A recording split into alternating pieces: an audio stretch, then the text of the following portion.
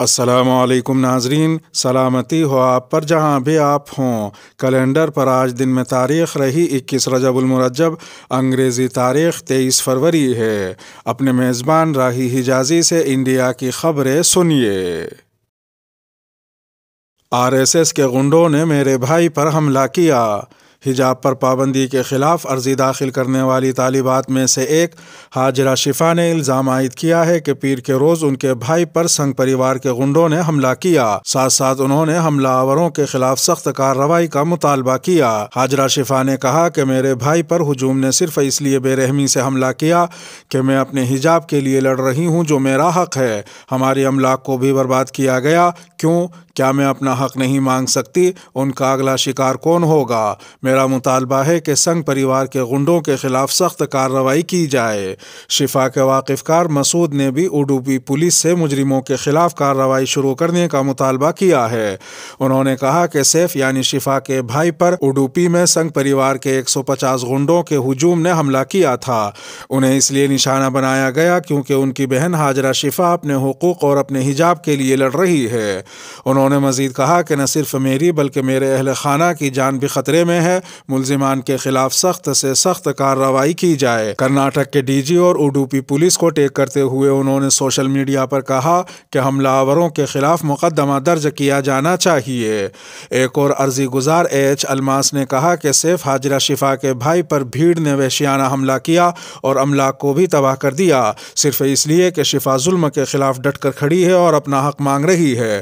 ان کا اگلا شکار کون ہوگا؟ میں سنگ پریوار کے غنڈوں کے خلاف کارروائی کا مطالبہ کرتا ہوں۔ ادھر دوسری جانب شیموگا میں بجرنگ دل کارکن کے قتل کے بعد پولیس اور انتظامیہ حالات قابو میں رکھنے کی پوری کوشش کر رہی ہے۔ اسی تناظر میں آج ضلع اوڈپی میں ریپڈ ایکشن فورس اور پولیس نے فلیگ مارچ نکالا۔ کرناٹک کے وزیر داخلہ نے کہا کہ ابھی تک 8 افراد کو باضابطہ طور پر گرفتار کیا گیا ہے۔ تمام زاویوں سے تفتیش جاری ہے۔ سینئر افسران اور پولیس فورس تحقیقات کر رہی ہے۔ ہریانہ میں مسلمانوں کے گھروں میں توڑ پھوڑ، مسجد کو بھی نشانہ بنایا گیا۔ ہریانہ کے یمنا نگر کے گاؤں ناگل میں اتوار کی شب شادی اور جاگرن میں DJ بجانے کو لے کر پیدا ہونے والا تنازع سوموار کو خونریز تصادم میں بدل گیا۔ تاخیر سے موصولہ خبروں کے مطابق ضلع یمنا نگر کے ناگل میں DJ بجانے کی آڑ میں ہندو کمیونٹی نے مسلمانوں کے گھروں پر حملہ کر دیا، جس میں کئی زخمی ہو گئے۔ حملہ آوروں نے گھروں میں گھس کر مسلم خواتین اور بچوں کو تشدد کا نشانہ بنایا اور ساتھ ہی چھپر کی شکل میں بنی مسجد کی بھی حرمت پامال کی اور وہاں توڑ پھوڑ کی، جس میں تقریباً 30 سے زائد افراد زخمی ہو گئے۔ مقامی افراد نے بتایا کہ یہ تنازع گزشتہ دیوالی سے چل رہا ہے۔ اس وقت معاملہ حل ہو گیا تھا، تاہم اتوار کو مسلم سماج کی شادی میں DJ بج رہا تھا اور دوسرا DJ ہندو کمیونٹی کے جاگرن میں بج رہا تھا۔ دیر رات کچھ ہوا، لیکن صبح کے وقت 9 بجے اکثریتی طبقے کا ایک ہجوم مسلم محلوں کی جانب آیا اور مسلمانوں کے گھروں میں توڑ پھوڑ اور مار پیٹ کرنی شروع کر دی۔ پولیس نے ابھی تک اس معاملے میں کوئی کارروائی نہیں کی۔ ایک مقامی شخص کے مطابق اس گاؤں میں مسلمانوں کے صرف 25 گھر ہیں۔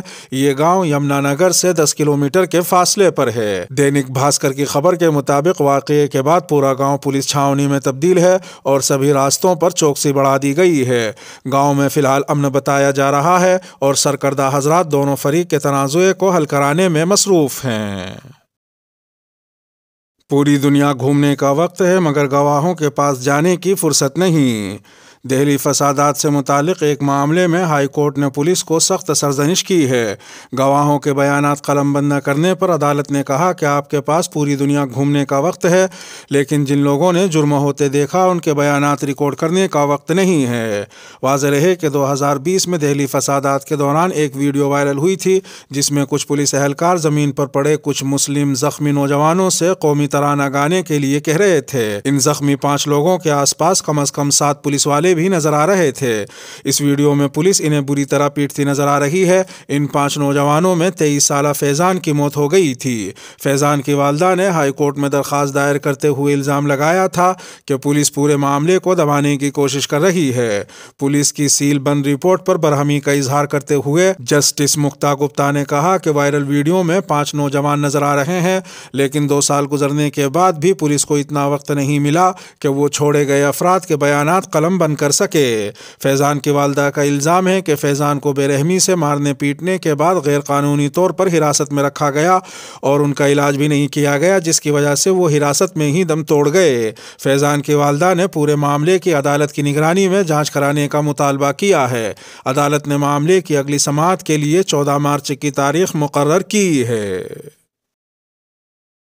انڈیا نے واگا بارڈر کے ذریعے امدادی گندم افغانستان بھجوا دی۔ انڈیا کی حکومت نے پاکستان کے ساتھ معاملات طے کرنے کے بعد امدادی گندم واگا بارڈر کے راستے افغانستان بھجوا دی ہے۔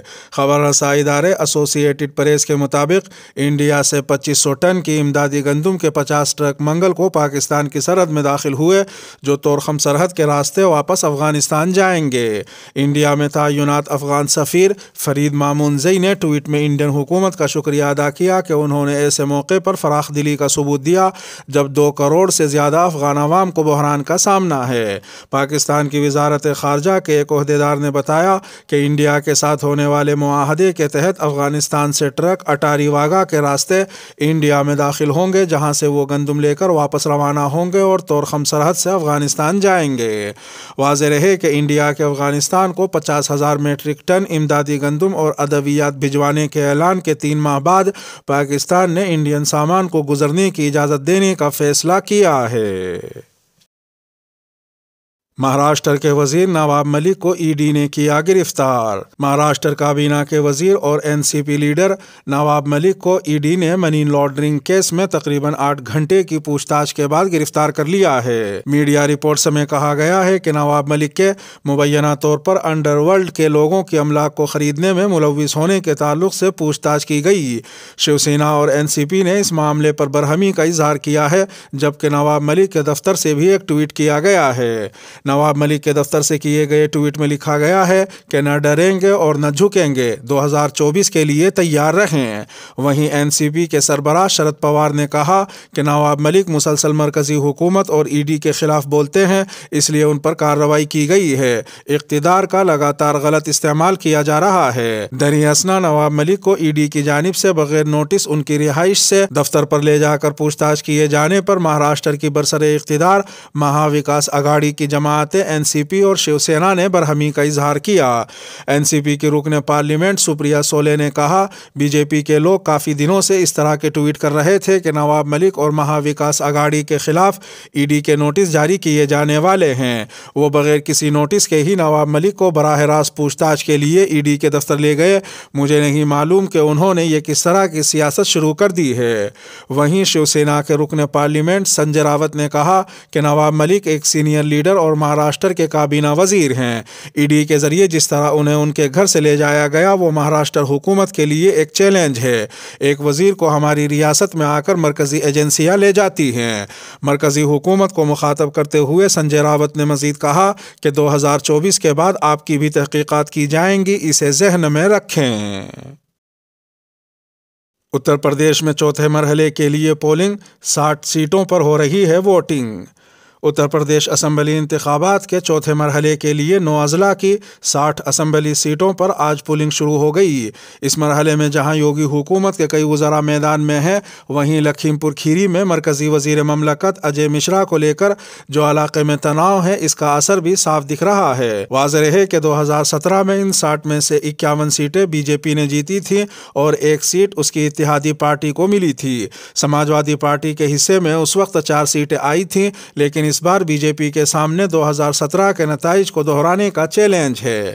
پولنگ کے دوران کئی مقامات پر ای وی ایم خراب ہونے کی شکایات موصول ہوئیں۔ سماجوادی پارٹی نے الزام عائد کیا کہ لکھنؤ ضلع کی سروجنی نگر اسمبلی سیٹ کے بوتھ نمبر 227، 291 اور 75 پر ای وی ایم مشین خراب ہونے سے پولنگ رکی ہوئی ہے۔ اس کے علاوہ سماجوادی پارٹی کی طرف سے الزام عائد کیا گیا کہ سروجنی نگر میں ہی بوتھ نمبر 12، 13، 15 اور 16 پر ایس پی کے تمام بوتھ ایجنٹوں کو باہر کر دیا گیا۔ اس الیکشن میں پولنگ کے 3 مرحلوں سے حاصل ہونے والے رجحانات کی بنیاد پر ماہرین کا ماننا ہے کہ بی جے پی کے لیے راستہ اتنا آسان نہیں ہے جتنا کہ پچھلے انتخابات میں تھا۔ انتخابات میں بی جے پی کو اہم اپوزیشن پارٹی ایس پی کی جانب سے چیلنج کا سامنا ہے۔ انتخابی کمیشن کے مطابق دوپہر 1 بجے تک اوسطاً 37.45% پولنگ درج کیا گیا تھا۔ ادھر دوسری جانب اتر پردیش میں انتخابات کے اس چوتھے مرحلے میں لوگوں کے نام ووٹر لسٹ سے غائب ہونے کی شکایتیں بھی موصول ہوئی ہیں۔ انہی لوگوں میں لکھنؤ کے مشہور شاعر منور رانا کا نام بھی شامل ہے۔ منور رانا نے ووٹر لسٹ میں نام نہ ہونے پر برہمی کا اظہار کرتے ہوئے کہا کہ پچھلی بار میرا ووٹ تھا، میں یہ الزام نہیں دوں گا کہ میرا ووٹ جان بوجھ کر کاٹا گیا، لیکن میرا ووٹ نہ آنے کی وجہ سے اندازہ لگایا جا سکتا ہے کہ یہ گڈ گورننس نہیں، بد انتظامی کی وجہ سے ہماری پرچی ہمارے پاس نہیں آئی اور ہم ووٹ نہیں ڈال سکے۔ الیکشن کے معاملے پر بات کرتے ہوئے معروف شاعر منور رانا نے کہا کہ بی جے پی الیکشن نہیں لڑ رہی بلکہ غنڈہ گردی کر رہی ہے۔ گزشتہ 70 سالوں میں پارٹی بنیادوں پر الیکشن نہیں ہوتا تھا، لیکن اب پارٹی کی بنیاد پر الیکشن ہوتا ہے۔ لوگ سوچتے ہیں کہ ہم کس پارٹی کو ووٹ دیں۔ اس کے ساتھ ہی انڈیا کی خبروں کا اختتام ہوا۔ ویڈیو کو آخر تک ملاحظہ فرمانے پر شکریہ، اور اگر عالمی خبروں والی ویڈیو آپ کی نظر سے نہ گزری ہو تو وہ ویڈیو آپ کی اسکرین پر نمودار ہو رہی ہوگی۔ تھم نیل پر ٹچ کر آج کی عالمی خبریں بھی سن سکتے ہیں۔